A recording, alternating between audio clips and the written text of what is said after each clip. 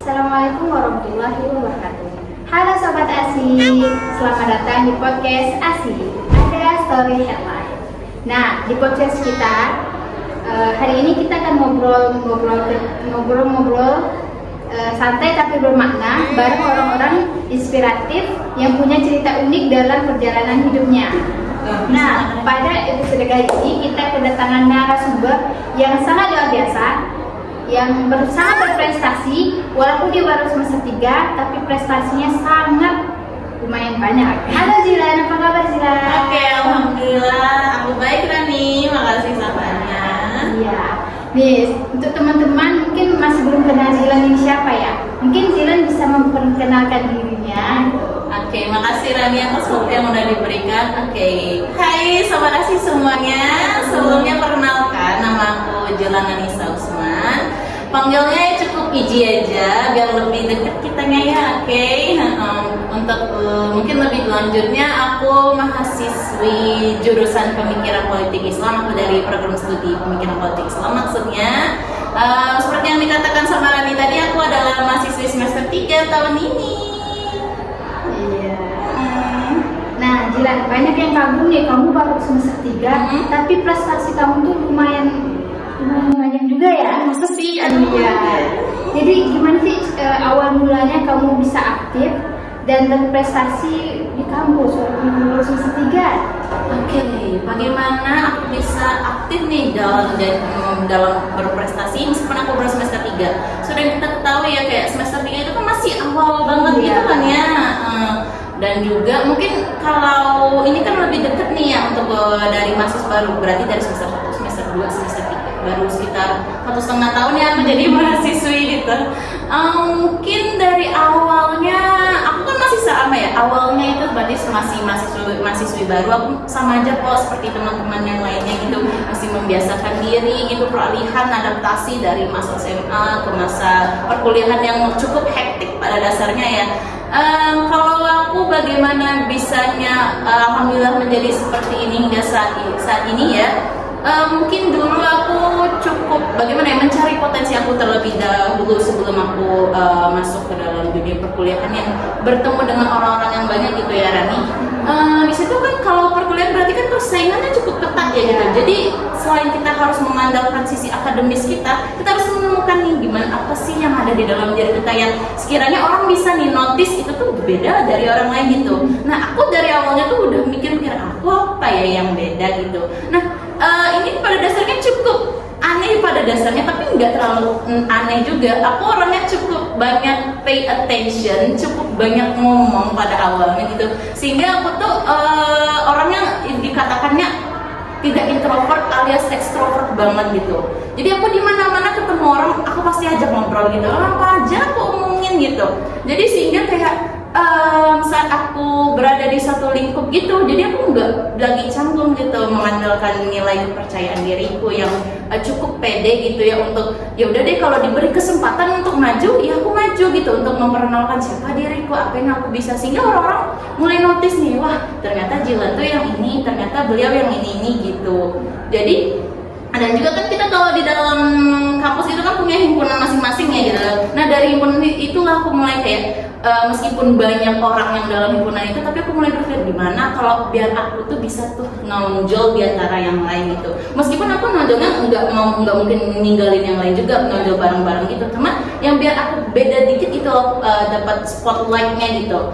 Aku mulai gitu jadi awalnya itu MC terlebih dahulu, ngomong di depan, jadi moderator gitu, sehingga kalau berada di antara yang berada di depan panggung kan orang lagi cenderung notice kita ya, bagaimanapun kita berdiri di depan ataupun apa yang kita punya gitu, menjadi MC ataupun moderator.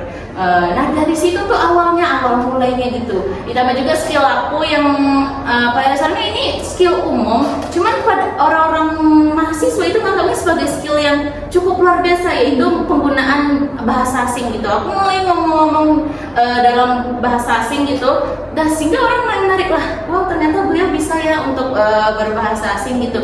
di samping itu aku juga nggak hanya bisa berbahasa diri, aku juga ngajak nih teman-teman aku gimana kita bisa berkembang bareng-bareng, kita bisa bahasa bareng-bareng, dan juga ngajak nih untuk jadi partner MC bareng-bareng dan bisa bersinar bareng-bareng juga sama-sama gitu, biar kita bisa ke depan lebih baiknya gitu. Jadi ya kalau untuk prestasi awalnya, untuk memulai awalnya gitu, kita harus terlebih dahulu percaya diri. Yang memang poin intinya memang harus punya diri yang percaya, dan juga jangan pernah redup gitu untuk bersinar gitu. Sekalinya salah, ya kita perbaiki kesalahan itu. Jangan hanya satu kesalahan kita membuat kita tidak ingin mencobanya lagi gitu. Karena sekalinya salah itu belum adalah cara gitu bagaimana kita bisa sukses ke depannya gitu. Nah, untuk meraih kesuksesan tersebut harus dilewati dengan berbagai kesalahan-kesalahan yang kita miliki pada dasarnya. Ini aku agak menotis nih, saya lihat pakaian kamu hari ini sangat unik deh. Mungkin kamu bisa jelasin pakaian yang kamu pakai pada hari ini dan maksud selempang itu apa? Oke, jadi hari ini sebelumnya mungkin yang paling menonjol di sini, yang paling spotlight banget itu yang ada di selempang ini, yang judulnya ini Unifuad di tahun 2025. Dan hari ini aku pakai baju basiba yang lebih cenderung modern dengan ada workatnya dan ya ada selendangnya gitu. Jadi temanya hari ini memang kebudayaan Minangkabau gitu, yang melingkup dari pencerminan selempang aku. Jadi ya di tahun 2025 ini, di semester aku yang ketiga ini, aku telah memenangkan menjadi winner untuk Duta Fakultas Usuluddin Adab dan Dakwah, menjadi Unifuad tahun 2025 gitu pada dasarnya ya, untuk mencerminkan bagaimana kebudayaan Minangkabau yang adat besar di syarat besar di Kitabullah itu bisa lebih dekat gitu dengan para mahasiswa dan mahasiswi yang ada di UIN Mahmud Yunus Batu Sangkarna. Jadi di sini aku sebagai uni fakultas yang akan memulainya terlebih dahulu ya, dengan menggunakan pakaian-pakaian yang sesuai dengan adat kita, bagaimana kita berperilaku, menyesuaikan dengan sumbang dua balai, apakah secara aku duduk ataupun berbicara di depan halayak umum gitu. Tentunya dengan visi misi yang aku miliki juga gitu. Keren sekali. Ternyata sahabat kita ini termasuk terpilih gitu ya. Jadi Unifuad, wah luar biasa ya kawan. Nah, apa sih yang buat kamu termotivasi buat produktif sejak awal masuk kuliah?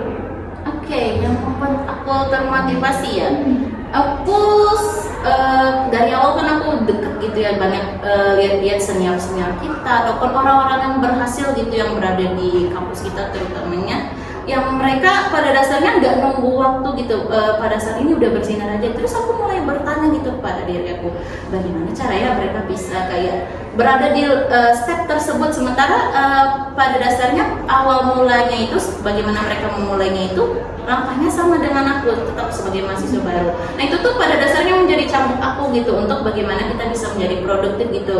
Karena yang melihat aku ingin seperti mereka gitu, mungkin even lebih ya gitu, untuk daripada mereka gitu, walaupun mereka sangat luar biasa gitu. Nah jadi aku pengen juga gitu, aku pengen juga dong jadi seperti ini seperti itu, tapi langkah-langkahnya apa ya? Jadi kalau untuk dari aku, produktivitas mungkin mulai dari diri sendiri, mengenali diri kita sendiri terlebih dahulu, itu yang paling penting ya untuk diri kita, apa aja kelebihan kita, apa aja potensi kita, minat dan bakat kita di mana. Pada dasarnya kan kalau untuk membahas minat dan bakat kan orang lebih cenderung ya gitu terhadap apa yang bisa ditampilkan gitu kan, seperti itu menari, entah itu menyanyi ataupun bidang-bidang olahraga lainnya gitu. Jujur aku orangnya nggak bisa nari, nggak bisa nyanyi, nggak bisa olahraga.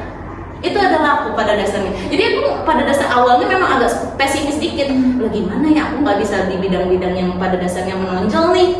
Terus aku pikir, lalu di bidang apa ya yang aku bisa gitu. Nah setelah aku ya telisik lebih lanjut, ternyata aku karena orangnya cukup banyak ngomongnya ya, banyak yappingnya gitu, dan juga aku suka ngolah kata dalam. Jadi aku mulai nih mencari potensi aku yang berhubungan dengan bagaimana aku bisa terus ngomong aja gitu.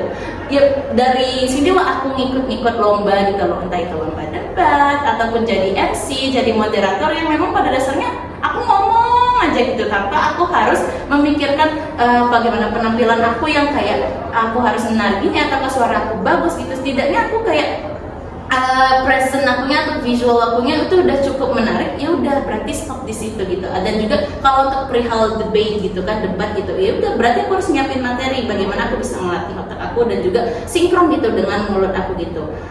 Nah, kalau untuk yang tadi produktivitas kan, ya perihal produktivitas ya mungkin dari situ dan juga bertemu dengan orang-orang yang tentunya luar biasa yang bisa membangkitkan semangat aku. Mulai masuk awalnya kalau untuk bareng-bareng ketemu orang yang luar biasa ya, itu aku mulainya itu dari kepanitiaan kecil-kecilan dulu.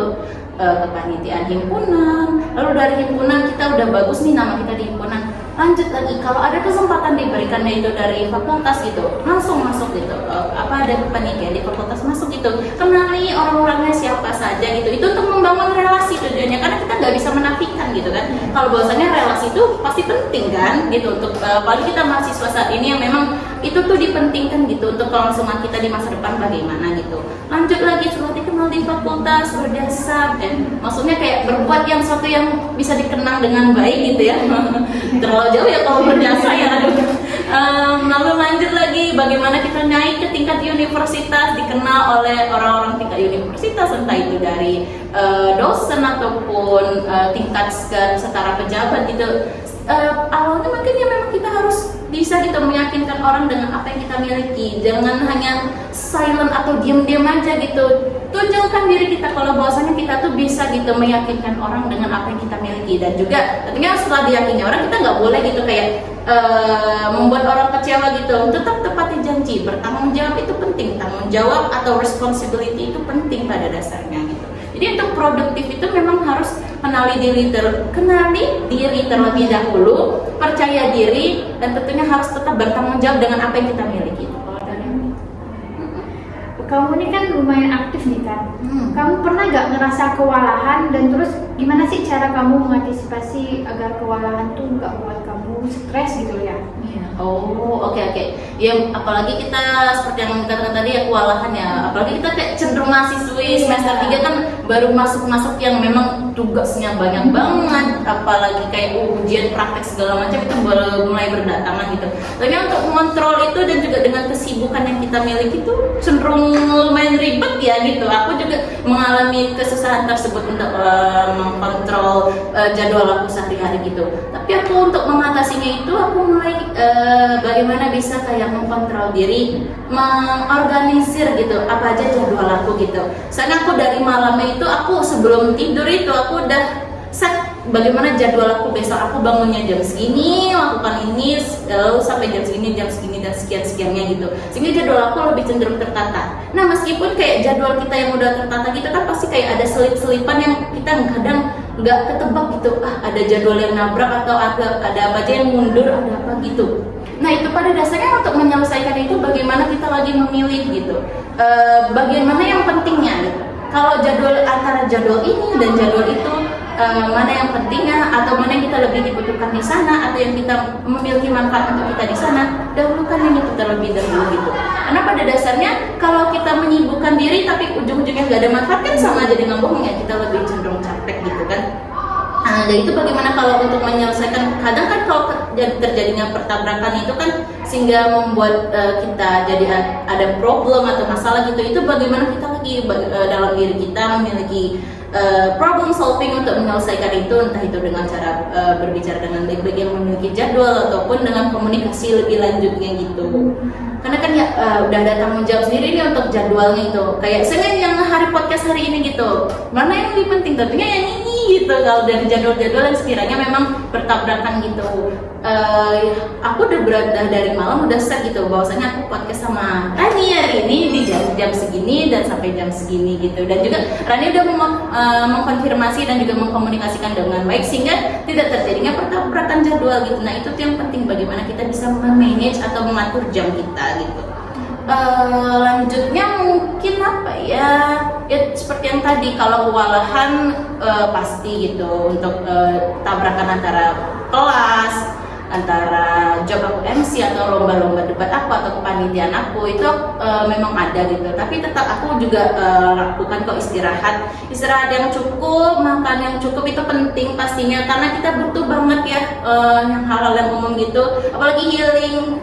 Kalau nggak healing stres banget, pasti itu stres, aku akui banget stres. Jadi aku juga menyempatkan diri untuk healing gitu. Jadi menurut kamu untuk mahasiswa baru, mereka tuh harus fokus kemana sih? Nilai dulu atau relasi atau pengalaman?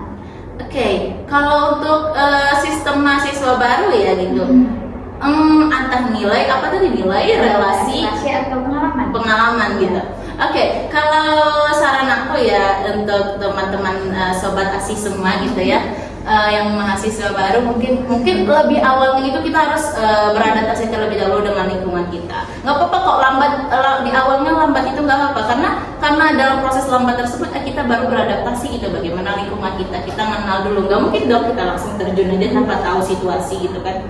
Nilai itu ya pupuk dulu nilainya yang baik dari awal itu, dari semester 1 gimana kita bisa menyeimbangkan nilai kita lebih dahulu gitu, sehingga nanti saat kita udah mulai nih terjun ke dalam dunia yang berhubungan entah itu dengan organisasi ataupun dengan hal-hal yang menyibukkan lainnya, entah itu lomba, jadi nilai kita tuh udah kayak lebih aman disamaratakannya gitu nanti pada awalnya gitu. Untuk relasi itu tuh seiring waktu ya gitu kan, kalau kita ketemu orang kita nggak diem aja, nggak jadi introvert, tetap kayak ketemu orang spa, ketemu orang senyum gitu, itu insya Allah kalau dari aku relasi bakal datang aja gitu, kenalan aja gitu, ketemu kakak tingkat atau abang tingkat, ya hai kak gitu, sapa aja gitu. Nanti seiring waktu itu nanti kedepannya baru akan datang relasi kita. Kalau untuk pengalaman itu dari awal ya, dari semester 1 itu udah jadi pengalaman pada dasarnya, meskipun kita nggak ngapain-ngapain atau hanya mengejar nilai pada awalnya, itu udah jadi pengalaman gitu kan. Karena kalau nggak adanya pengalaman itu, nggak mungkin dong kita langsung kayak punya pengalaman yang ini ataupun yang luar biasa seperti ini, luar biasa seperti itu, nggak mungkin juga. Karena pada dasarnya awalnya harus ada yang simple terlebih dahulu untuk menuju sesuatu hal yang luar biasanya gitu, untuk dalam kategori pengalaman gitu. Itu seiring waktu, kalau udah terpupuki dari awal, udah ada dasarnya, ada nilainya, itu untuk relasi dan juga pengalaman itu bakal ngikut aja, karena itu harus diseimbangkan. Karena kan mahasiswa ya kan, nilai penting, relasi juga penting, pengalaman juga penting, nggak bisa kita mengutamakan satu aja, itu harus diseimbangkan. Nah, seimbangkannya gimana? Kita jalani satu-satu terlebih dahulu, jangan jalan sekaligus, karena pasti nggak akan berfokus kan pada dasarnya gitu. Wah, keren banget. Nah, ternyata untuk berprestasi itu bukan hanya soal nunggu-nunggu nanti dan nanti ya teman-teman, tapi bisa dimulai dari sekarang gitu ya. Mungkin sekian dari podcast kita hari ini kawan. Terima kasih Zila. Terima kasih juga Rani atas undangannya. Untuk teman-teman asik, jangan lupa untuk nonton podcast berikutnya. Sekian dari saya, Siti Khairani dan Zila. Ya, dadah. Assalamualaikum warahmatullahi wabarakatuh. Narasumber.